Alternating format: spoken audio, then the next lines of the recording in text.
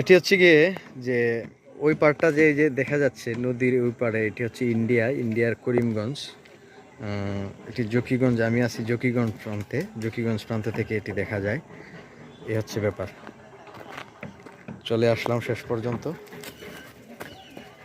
রকে নিয়ে। এ হচ্ছে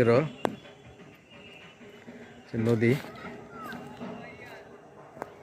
একদম বিকেলবেলা, পরন্ত বিকেলবেলা, যে নদীর ওই পাড়টা হচ্ছে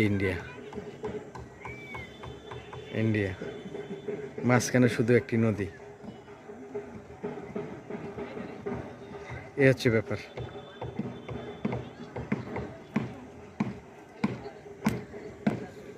এই যে ঘরগুলো একদম কত কাছে, মাঝখানে শুধু একটি নদী। আসলে আকাশের কোনো কাঁটাতার হয় না, সীমান্ত হয় না, সীমান্ত শুধু আমাদের ভূমিতেই। এই ছিল। আর চেপে এসেছি এই রথে চেপে এসেছি।